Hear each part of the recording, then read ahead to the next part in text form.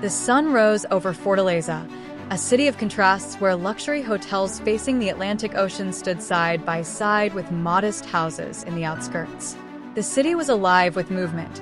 Buses packed with workers honking through congested streets, street vendors selling fresh fruit on bustling corners, and markets filled with the constant murmur of negotiations.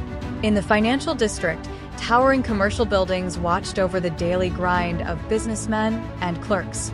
But amidst this chaotic symphony, in a quiet street just 80 meters from the Central Bank of Brazil, a group of men was about to pull off the most legendary heist in the country's history. These men were not ordinary criminals.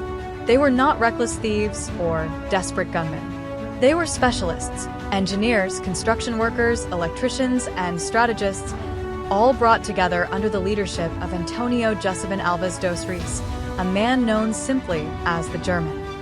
He was meticulous, patient, and above all, smart. They had no plans for shootouts or high-speed chases. There would be no bloodshed. If everything went according to plan, they would walk away with millions without firing a single shot.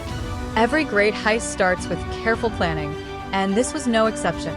The gang knew they needed a base of operations, but it couldn't be just any location. A rented office or a warehouse would raise suspicions. Then someone had a brilliant idea. They would rent a house close to the bank and disguise it as a business. That's how the Synthetic Grass Landscaping Company was born. The house they chose was modest, a single-story building with a faded wooden door and a small garage. A sign was placed outside, announcing their supposed business. Every day, men were seen entering and exiting with tools, sacks of dirt, and wheelbarrows. Occasionally, curious neighbors would ask about their products, and the gang members would politely explain the benefits of artificial grass. To the outside world, they were just hard-working men running a landscaping business.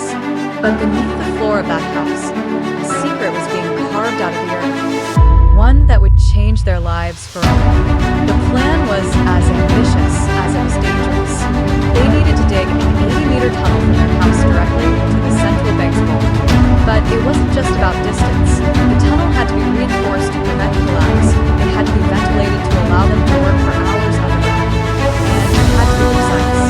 If they miscalculated even slightly, they could end up beneath the wrong part of the bank or, worse, trigger a structural collapse that would bury them. Every night, under the cover of darkness, they dug. They worked in shifts, with some men carving into the soil while others reinforced the walls with wooden beams and metal supports. The dirt was placed in sacks and carried up into the house, where it was carefully disposed of. Some of it was mixed with real gardening soil and sold to customers, making the disposal even less suspicious. The air inside the tunnel was thick and damp. The heat was unbearable, and the smell of earth clung to their clothes. They installed electric lighting to illuminate the narrow passage and ran ventilation pipes to keep oxygen flowing. It was backbreaking work, hours spent hunched over, moving dirt one handful at a time. And yet, the men never complained. They knew what was waiting at the other end of this tunnel. After 3 months of digging, on the night of August 5th, 2005, they finally reached the bank's vault. The thick concrete floor stood between them and their prize, but they had prepared for this. They knew that the bank's alarm system had sensors on the doors and walls, but not on the floor. That was their key advantage. Using industrial drills, they worked carefully, cutting through the reinforced concrete inch by inch.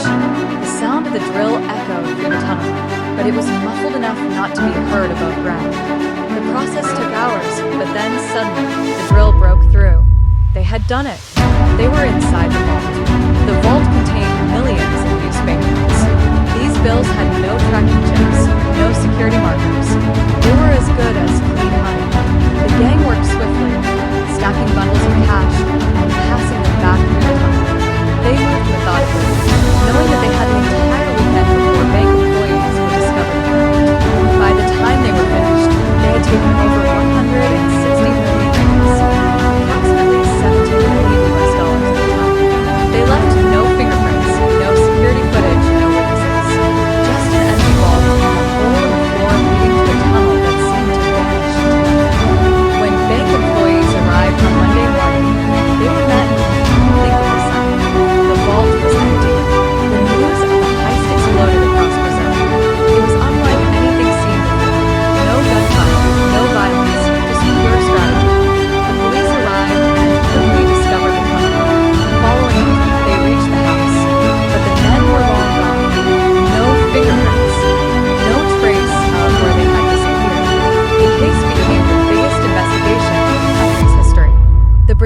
federal police launched a nationwide manhunt, scouring every lead, monitoring financial transactions, and interrogating suspects.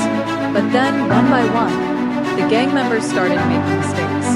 With so much money in their hands, some couldn't resist flaunting their wealth. They bought luxury cars, expensive mansions, and businesses that didn't match their supposed income. Suspicious financial activity led investigators straight to it. In 2008, the mastermind, Antonio Josephine Alves dos Reis, was captured and sentenced to over 80 years in prison. Other members of the gang were arrested, but the most mysterious part of the case remained unsolved: the missing money. Despite extensive investigations, authorities recovered only about 20 million